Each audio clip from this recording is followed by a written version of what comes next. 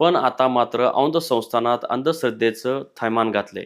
या औंध संस्थानात शंकर मामा नावाचा भोंदूबाबा येऊन बसलाय.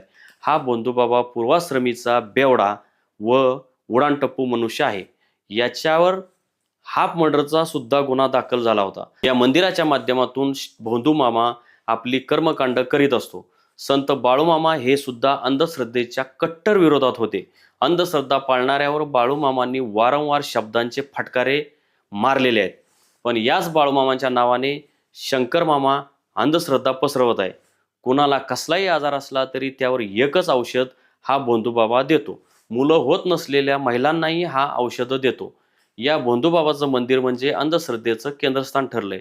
असं म्हणतात की या भोंदूबाबाच्या चुकीच्या उपचार पद्धतीमुळे 2 लोकांचे जीव गेलेत. अजितदादा ज्यावेळी औंधमध्ये होते नेमके त्याच दिवशी या भोंदूबाबाच्या एका चेल्यानं एका शाळकरी मुलीची छेड काढली होती.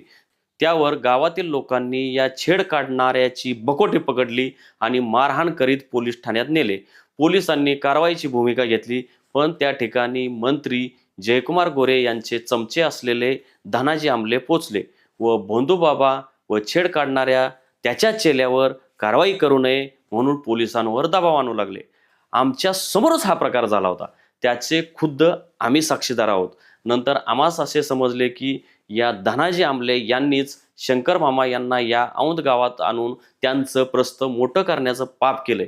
असं म्हणतात की भोंदू शंकर मामा यांनी त्यांच्याकडील दैवी शक्तीनं धनाजी आमले यांना सरपंच बनवण्याचा शब्द दिलाय. भोंदू मामांनी शब्द दिल्यानंतर मात्र उलटच झालं. काय झालं तर सरपंच पदासाठी महिला आरक्षण पडलं गेलं. त्यामुळं धनाजी आमले यांनी आता आपल्या घरातील कुणाला तरी सरपंच बनवण्याचं स्वप्न बाळगल्याचं लोकांचं म्हणणं आहे.